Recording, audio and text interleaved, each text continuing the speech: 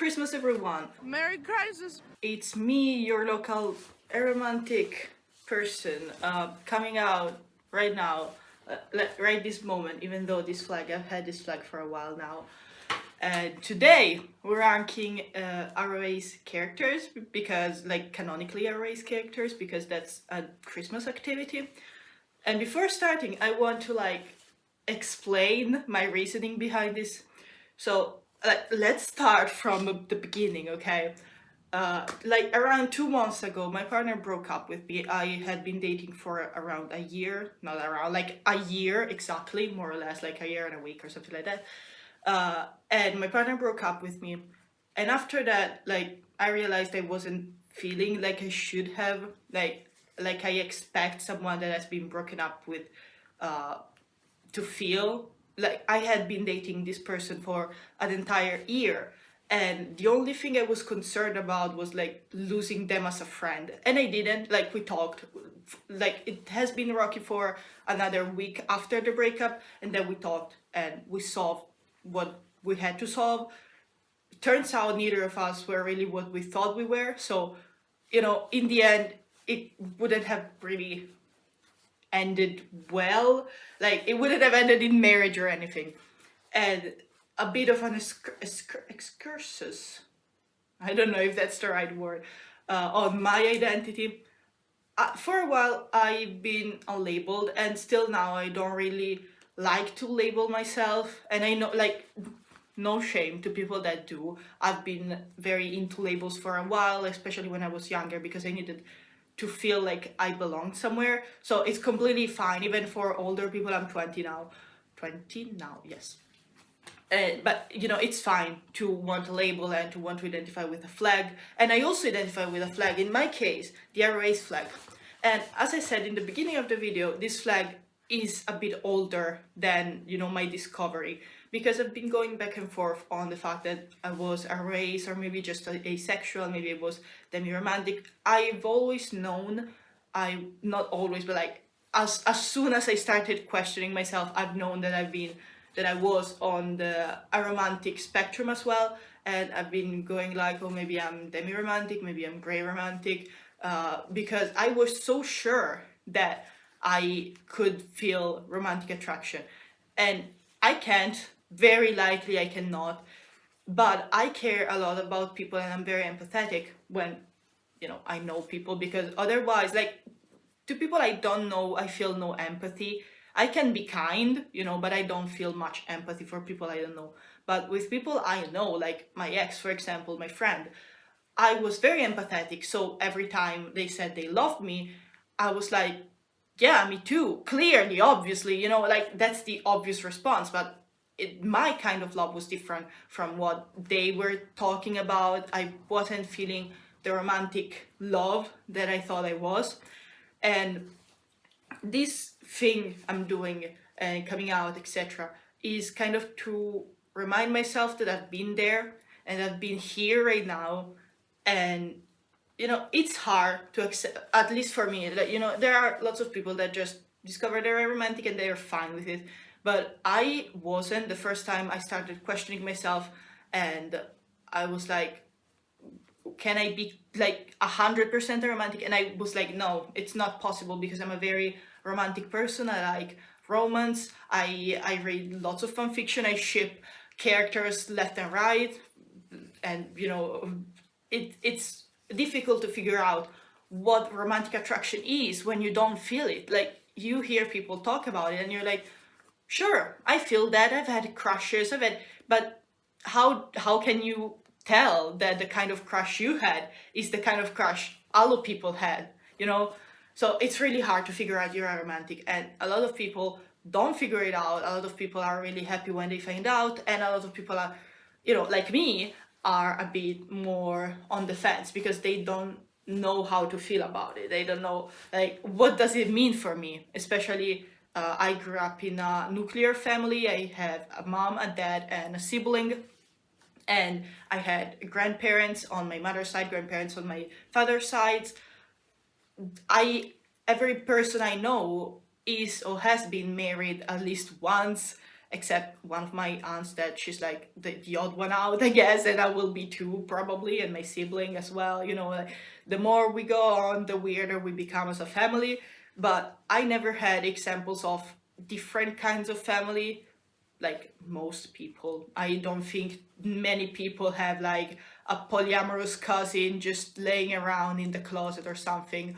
I think that in this position you can also see like my shipping problem. I'm big into shipping, clearly. How I'm trying to accept myself and to like remind myself that I'm normal and I can be happy as an erased person is using my flags. And I recently went to a con and I don't have the thing here, but I bought a little sticker with the erase flag because at the end of the day there's nothing wrong with me or with any other erase person, and seeing actual canon representation and discuss it helps me. So that's what we're doing now. Here's the erase flag and I'm gonna switch it for the ranking thing.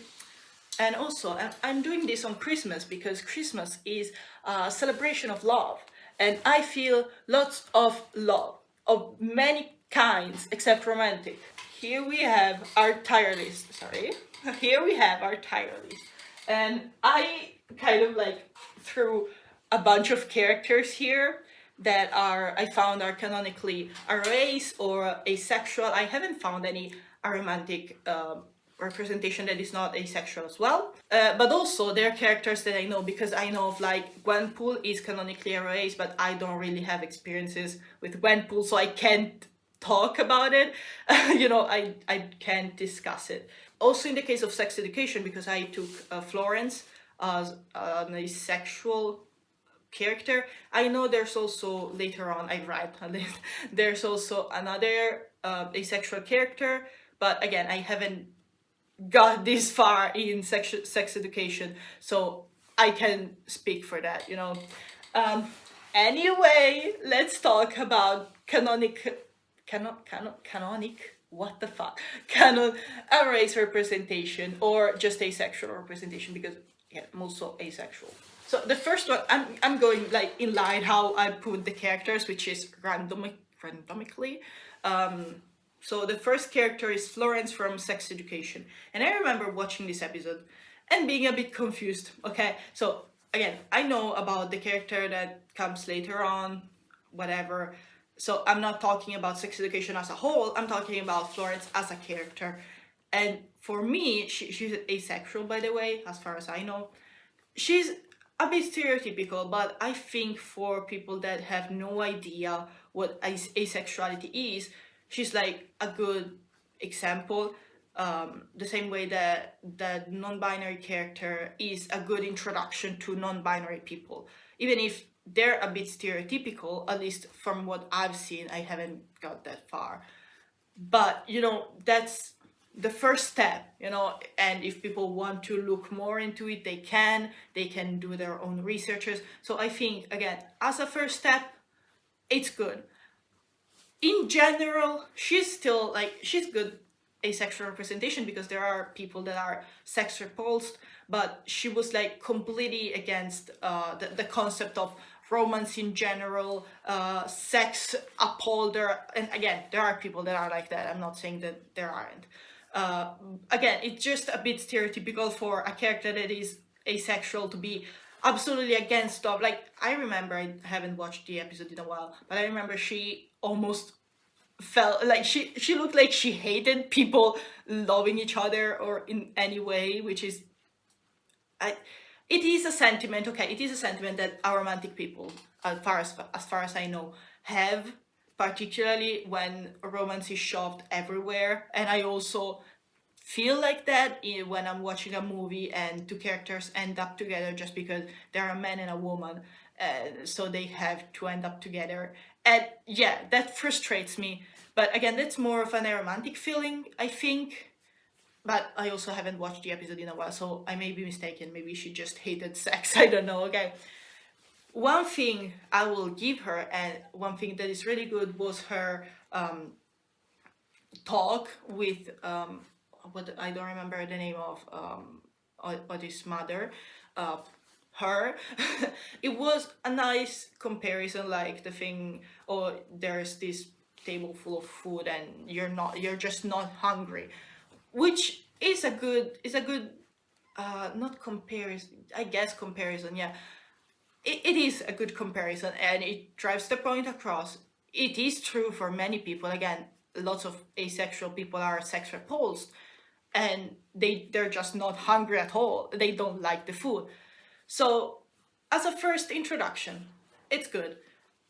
Could have had more nuance, but I guess that, you know, it's just a character for one episode because as far as I remember, Florence wasn't that important in next episodes, in later episodes I meant, whatever. So for that, she's getting, I guess, a B. We can give her a B. This character is a bit more controversial, I guess, and it's BBC Sherlock because I cannot tell if he's canonically like asexual or romantic, because what I've read is that lots of fans had canon him as aroase or just asexual, and like some of the writers as well think he is, but like, haven't you written the character? Shouldn't you know? So I don't know if he's canonically a race. For this video, I'm gonna say he is, at least asexual. And for me, okay, BBC Sherlock is a, I don't want to offend anyone. It is a bad show, okay? I like it. I said it in a reaction I've done recently that I do like bad things, okay? If they're funny enough for me, I like them. I don't care the quality about the quality. But BBC Sherlock is bad. It's queerbaity. The representation is never really there because, like, you can see it if you want, but if you're watching the show with your conservative parents, they're not, you know, they're gonna kind of ignore it because in the end it's not important. So whether Sherlock is or isn't a race or asexual or a romantic or any other thing, it does not matter because it's like it goes nowhere. It's never explored. It's never even hinted at. Like, I think there's a line where he goes like, "Oh, I don't do relationships," which is pretty fucking weird in the context that he's doing like a romantic dinner with Watson. You know, like, it's a bit weird and all. I don't. Honestly, I didn't even think he was canonically or whatever a race. I do not canon him as a race either. So for me, him as a representation is like, I think, I don't want to be too harsh in the beginning, but he's kind of a D, honestly. But I don't know if this is canon, but if someone listens to podcasts and they listen to Sherlock and Co., I think, I don't want to, you know, speak out of my ass, but I think in that retelling, Sherlock is asexual. I don't want, I don't want to, you know, say stuff that is not true.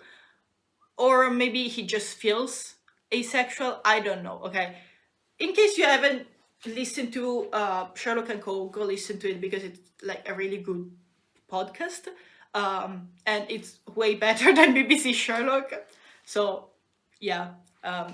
Going back to BBC Sherlock, he gets a D. Also, the stereotype of like, oh, smart people don't need love and romance and whatever the fuck. So, you know, it's a bit, I'm a bit tired of it, okay? I love romance. I, like many other people, do not hate sex or anything, like, and I'm not smart, okay?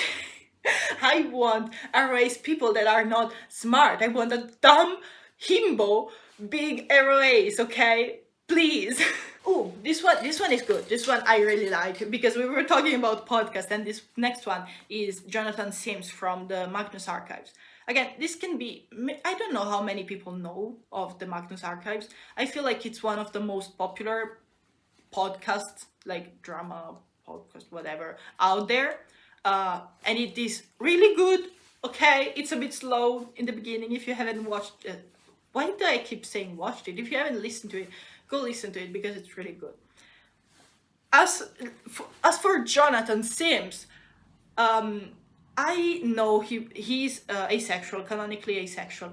I know he wasn't supposed to have like a sexuality or like any kind of romance or anything in the beginning, and I've heard the people talk, like the creators talk about it, and they were like, one time they just wondered among themselves if Jonathan, it's so weird calling him Jonathan, if John was gonna have romance in the show in the podcast, and they just said no, not really, like that's not the point.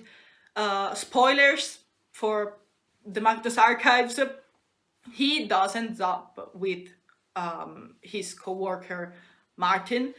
Martin. I took his accent to say that name. So like I think it is good representation. The way they go about it is a bit convoluted because again he wasn't supposed to have romance or anything, so they just kind of headcanoned him as asexual and then made it canon in one episode where I think the other people in the archives are talking, and I don't remember who. Maybe Melanie. Like there's this character called Melanie, and she kind of outs him, which is not very nice. But you know, it's not really addressed. And as far as I know, I keep saying as far as I know. As far as I know, in the context of the show, Jonathan Sims wasn't really, you know, in the closet or anything, so it was just a fact of life. And I don't remember who talks in that dialogue. Someone is like, oh, are Jonathan and Mark like a thing? And Melanie, I think, I can be wrong, so it's like, oh no, he just doesn't, or something like that, which it's a bit weird, but it is acknowledged and it is canonicized in the text, you know. I think he's good representation for a number of reasons. Number one, yes, he is smart and he's like really into his job, but he's a full person. He has other things going on, at least in the beginning, and then not so much. And again, he ends up with someone in the end, and they have this whole thing. Like it's a very nice love story, the one between John and Martin. So like it's really nice, okay, and it goes against the stereotype that asexual people are inherently aromantic as well. Like they don't want relationships just because they're asexual. So like, and also, Martin is allosexual, right? So I think it's nice to see representation, even if it's not like mainstream, but at least to see representation of an asexual person being happy in a relationship with an allo person, and they just stay together because they love each other, and sex is not fundamental for them. For these, Jonathan Sims gets, I think he's S-worthy, honestly. This next one brings up my childhood interests, like others in this list. Honestly, there are a lot of characters from my childhood that turned out to be queer in some ways, but these next ones, I'm putting them together simply because honestly one thing is the same for the other, and they're Sense and Papyrus, which apparently have been confirmed as asexual. I don't know if they're also confirmed as aromantic by Toby Fox on Twitter. So you know, technically this is not canon. This is called like word of God, because like there's this whole list. Okay, canon is something that is stated in the text. So like in an episode, people say, oh, this character is asexual, aromantic. That is canon. Word of God is when the creator says, yes, this character is asexual or romantic. Then there's the word of Dante, which is when someone involved with the creation or someone in the marketing things, like, you know, someone that is involved but not the creator says this character is asexual, for example. And then there's headcanons, which are just not true. Like they could be, but they're not stated anywhere in the text or by the creators in any way, and people just, you know, make that up. And I like doing headcanons, you know, it's a fun thing. As for Sense and Papyrus, they're technically not canon, they're word of God, but I'm taking that as the same for this video because otherwise there wouldn't be half as many characters, honestly. I don't have much to say. Like, they exist and their asexuality doesn't come up, of course, because like it's Undertale, you know. It's not important, and even if they weren't, it could just, you know, it's not important. So, and I didn't even know before making this video. I was like looking up asexual aromantic characters and they popped up. I was like, oh, okay. There, another thing is the reason I think Toby Fox kind of confirmed them as asexual or a race, I'm not sure, is simply because they don't have romance, which is a thing that creators tend to do. Like, oh, this character doesn't have any romantic interests, they don't show romantic attraction in any moment of the show, so they're aromantic or asexual just because they don't have romance in the show, which is not how it works, you know. Like, I can be a person that is not aromantic and just not be so focused on romance. It started raining really hard. Okay. Like, they exist, they're not too bad. Like, they're not like BBC Sherlock, but at the same time they're not as good as Florence, because again, Florence was confirmed and everything in the show, and at least she had some kind of journey. So I'm putting them in C. We have two characters from the same show, but show or like comic or books, like they're from all over, and I'm putting them separately because yes. First of all, we have Tori Spring, and second we have Isaac. I don't remember his fucking surname, from Heartstopper, and I haven't read Loveless, which is the book about Tori. I'm pretty sure. I hope so. I could be wrong, but I think that's it. And as for Tori, I like her as a character. I don't know if in the show it's been confirmed that she's erased or anything. I have to say I haven't really watched Heartstopper past season 1. I've read all the comics, but because I have an ED, I can, like, I don't want to put myself through that. But again, speaking of Tori, I like her as a character because I'm sure she's confirmed, like, canonically in the text somewhere that she's a race, or is, I think she's a race, honestly. I've done my research, I think she's a race. And I like the fact that she's a really loving person, even if she's a romantic or asexual and anything. Like, she's a good sister. She tries to help her brother as much as she can. She has friendships. She's not like completely romance repulsed, I think. Again, I haven't read Loveless, so maybe she is. Her asexuality or aromanticism is not brought up that much. I think it's brought up in the comic. I'm not sure. I should check, but I don't know. But I think she's still a good representation, okay? Tori Spring gets an A just because I don't know much about her. Isaac, on the other hand, again, I haven't watched the show, and I know in the comic it's not really explored, but I know in the show because I've been told. I asked people that know. He has a whole journey with his asexuality and aromanticism. He's also, from what I remember, a very sweet character, and it goes against the stereotype of aromantic people being like mean for no reason just because they don't get love. They're emotionless, or like they're assholes just because they don't get romantic love, which is not how that works, you know. So I don't have much to say about him. He's also, like, his journey in Heartstopper, I've read, is based on Alice Oseman, who is also a romantic and asexual, I think, the writer, which is pretty fucking sweet, you know. I like that. Alice Oseman has lots of romantic and asexual or erase or any kind of combinations. She has a whole lot of characters, and I really love that because, you know, people are introduced to her with Heartstopper, but I know lots of people have read Loveless, and there's another book with an aromantic character. I don't remember the name. So, like, she's kind of changing the view for some people, I think. So, props to her, and Isaac gets an S. We're getting into cartoon territories. The next characters are all cartoons. Not even on purpose. I literally separated real actors or movies, except for like Jonathan Sims and Sense and Papyrus. I've separated real people from cartoon characters.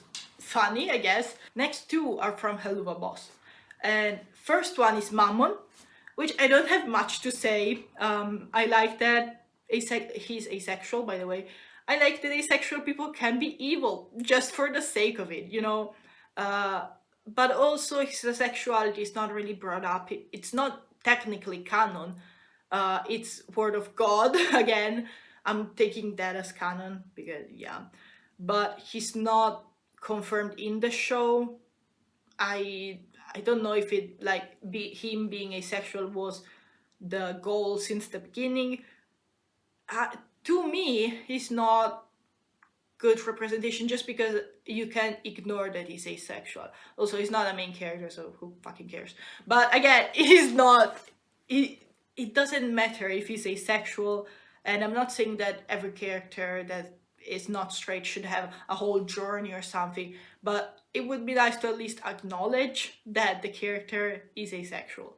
And in the show that is not just, it doesn't happen. So if you don't buy the merch or follow Vivienne Medrano or anything like that, not even buying the merch, even if you just don't look at the merch, you wouldn't know that Mammon is asexual, which is the case for a lot of Helluva's characters. I have 3 in total on this list because I also have Alastor that I'm gonna open a book about him. But yes, Mammon gets a B just because he's canon and he goes against the stereotype. He's dumb, so that's good. I like dumb asexual characters. So yeah, he gets a B. Next one is Octavia, which is also asexual.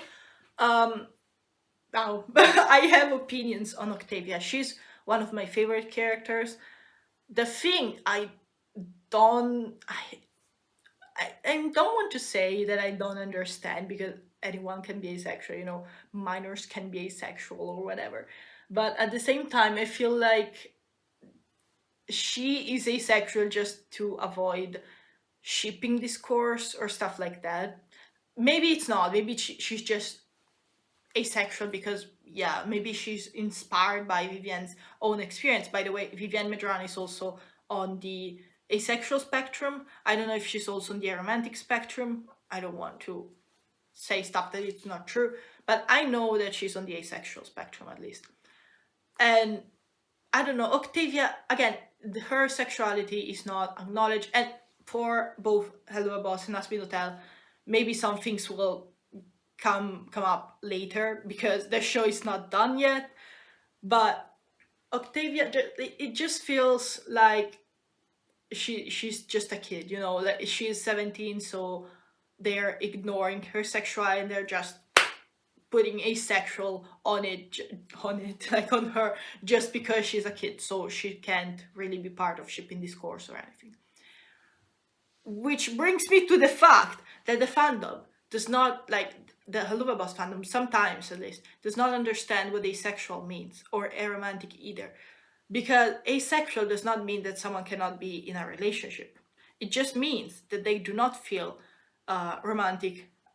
sexual attraction, okay? Which, by the way, you know, again, Octavia is a minor, so you shouldn't write smut about her either way. My flag is falling! But the fandom acts like, since she's asexual, you can't ship her with characters that are also minors, which for the most part are OCs, which is a bit weird because, again, that's not how asexuality works. It's just not. Okay, so that's on the fandom though, not the character. She could be any other sexuality, would not matter, and she's being confirmed only through, I think, Vivienne's own social and the merch. So it's kind of like Mammon.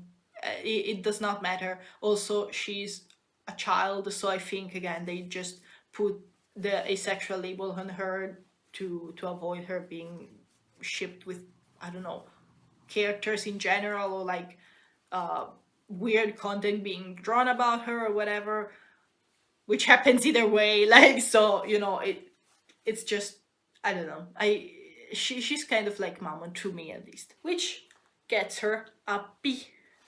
What did I do with my hand? Next up, we finally have another fully erased character, The next three are all erased characters. So yes, we have Lilith Clawthorn from the Hull House, and on this I want to say something that I am not sure if it's true, but I've read that Lilith was gonna have a whole journey and explore in a way her asexuality. Like the show was gonna explore her asexuality and romanticism, and since it was cut short, they couldn't do that the same way. Apparently they wanted to explore Hunter being bisexual, I think, and Willow being pan, but they couldn't because the show was cut short. So fuck Disney for that.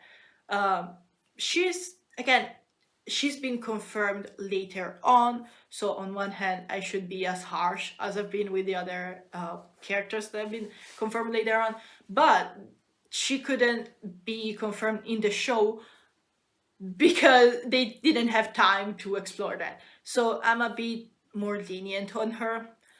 And also, it's nice again that an erased character can just exist. Like sometimes people think, how can I write an erased or asexual character? When what you should think about is how can I write a character and make them asexual or romantic? Because at the end of the day, there's nothing different from me or my sibling who is not a race. You know, we're people. We act like people. We have interests. Just because I'm a race, it's not like my whole personality is hating romance and I go around kicking children on the street because I hate things in general, you know? So it's nice to have a character that just exists and is also a race. So props to her. It would have been nice if they could confirm it on the show, but again, they didn't have time. For that, she gets an A. Honestly, this whole ranking, it's kind of made out of like how I feel about the characters as well, because I put Lilith on the A tier, even though she hasn't been confirmed on the show, while Florence is on the B tier. Like it's odd how I rank characters, but that's me. Next two characters are actually the reason why I wanted to make this video in the first place. Next one is Peridot, and then we have Alastor. And I want to open these parentheses on the fact that I started this video because I saw a post of someone talking about these two characters specifically and how they're good or bad representation, etc. So they're the reason. I don't remember who, like on Tumblr someone posted and says something about them. So I thank you, I guess. For Peridot, okay, I have lots to say about Peridot because she's not good a race representation in the way that she, again, the fact she's a race could be ignored. She's been confirmed a race like once and no one has ever talked about it ever since. Apparently there's like a coloring book or something about fusion, and she's like on her page she's like, oh, if you don't want to fuse you can not, which is okay. And for those who don't know anything about Steven Universe, fusion is this like core part of the world building, and it's simply when two gems fuse. In the case of Steven can also fuse with both gems and humans because he's half human. And fusion can, like, it's a parallel for relationships of any kind. Like Steven fuses with his friends, like the first fusion he has with a gem is Amethyst, and they fuse because they're friends. He fuses with his childhood crush, which is Connie, and he make the greatest fusion ever. And he fuses with his dad. You know, like, I'm talking about Steven specifically because the other gems, they're all adults, so, you know, you can interpret that as whatever you want. You know, you can interpret like the crystal gem having a polycule, whatever you want, do as you wish. Among the kind of relationships that fusion can be about, there's also a romantic kind, of course, like two gems or two, I guess, a half human and a person. Like in the case of Steven and Connie, they can fuse because they love each other, like romantically, but that's not it. In the case of Peridot, okay, she's a homeward gem, and on homeward, fusion between gems of different kinds is not seen as a good thing. Like it's just not allowed. It can be like, you can see that as both homosexuality or as interracial marriage, you know, you can see it as many things, but again, it's not necessarily romantic. And again, all homeworld gems at the start, or like they don't like fusion, and they're a bigot, okay? Like because they don't like mixed fusion, they're a bigot. And Peridot is a homeworld gem. She does not like mixed fusion. There's a whole episode, which is like one of my favorites, where Garnet, who is also a fusion, Garnet is the fusion of Ruby and Sapphire, and they love each other. Garnet is constantly fused, which makes Peridot uncomfortable because, again, she's from Homeworld. And there's this episode where Garnet tries to explain fusion to her, and she's like, I don't get it. It could be a good like representation if fusion only represented romantic relations, but it does not. Gems and like they're shown to fuse for any kind of reason in any kind of relationship they have. So it just makes Peridot look like a bigot, because Aura, in the best case scenario, she looks like someone that is repressed, and in the worst case scenario, she looks like a bigot. Yeah, and also recently, just look at fucking Cartoon Network's profile, because something happened recently which is pretty fucking funny. I don't think, again, Peridot is good at race representation. The one thing I like is that she's really into shipping, which is a nice change. Like, there's this show, I don't remember the name, something Pining Hearts, okay? Come Pining Hearts, something like that. And she's really into that show, and one pairing, she's like a big shipper. And I think in one of the comics, her and Lapis are shown to be reading fanfiction. So, like, it's a break from the stereotype, because she's already kind of a stereotype, because she's all high-tech, and yeah, she's also, I think, I don't know if it's a headcanon or it's confirmed, she's also I don't know, kind of autistic representation. So she fits a lot of stereotypes, but at least she does not hate love. Peridot gets a C because at least like she's been confirmed in a way, even though I think it's not even Word of God. I think it's like Word of Dante, because I know Rebecca Sugar hasn't confirmed that. Last one, we have Alastor the Radio Demon, and now, okay. This is a bit tricky, because Alastor has been confirmed on the show and in the merch as asexual. Vivian Medrano has also stated that he's aromantic, but that is not confirmed anywhere, not in the show or in the merch. So technically, he's just asexual for now, because, yeah. But since the show has existed for a long time, Alastor has always been aromantic and asexual in Vivian Medrano's mind.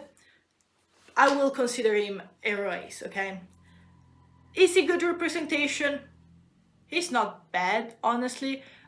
There's one line that confirms he's asexual, but a lot of people can miss it. Like, I even missed it. I couldn't really understand what it meant. Like, there's, oh, you're an ace in the hole.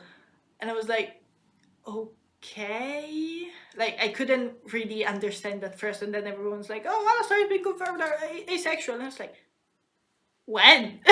When did that happen? I lost it. Everyone that is just watching the show and is not familiar with queer terms can miss it. Like, it flies over your head very easily if you're not paying attention. But if you're queer, that's confirmation, and of course that's confirmation in general. And if you're queer, you're gonna catch on to it. If you're not, it's not. It's not. I like that race people can be mean and evil as well. I know I said that, oh, I hate when race people like are just mean and stuff. But, and yes, I still think that's kind of shitty, but I think it's the other way around. Like, when you make an evil character that is like a maniac or something, and you say, oh, they're aromantic or they're asexual as a justification, like as a reason, that I don't like. But when you have an aromantic or a race character that is evil, that's different. I don't know if I explained myself. It's different, okay? I can't explain it any better. One thing I think it's pretty shitty in a way is that yes, he's a race, and I consider him as a race, confirmed a race, but the merch has never confirmed it. He's been confirmed by the merch as asexual, but nowhere in hell or heaven on earth as an aromantic flag ever appeared on an A-race one. That, I don't know, it feels like they're kind of keeping their doors open if they want to make him end up with someone or like have a romantic tension with some, which I don't like. Like I think I think that's kind of weird. He gets a B with the other Helluverse character because I think the Helluverse is good in a way because it has lots of representation of different sexuality, romantic orientation, etc. But it's not good at confirming it. Like you, like if you don't watch the merch, tell me the sexuality of any character. Like aside from Mox in Helluva Boss, which has stated that he's bisexual, the other characters just haven't. I was about to say, oh, I think Stolas is confirmed, but not even that. He's not even confirmed. And in the in Hazbin Hotel, Charlie is confirmed bisexual. Any other character up for interpretation. Like again, Angel Dust is gay, but if you wanted to headcanon him as bisexual, you technically could, because ignoring the merch, because there's nothing in the text that says he's gay, you know, that he only likes men. With this said, I hope you enjoyed my ranting and my rambling. If you enjoyed, I am thinking of doing a ranking similar to this, but with characters that maybe are just headcanoned as a race or asexual or romantic. Like for example, Entrapta is heavily headcanoned by the fandom of Shira as a race, which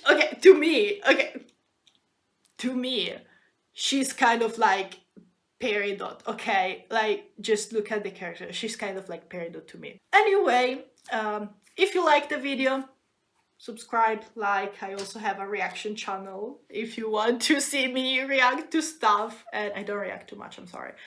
If this is coming out, on Christmas, you can find on my reaction channel the season finale to Hazbin Hotel as well. Like, hopefully I reacted to the season finale of Hazbin Hotel.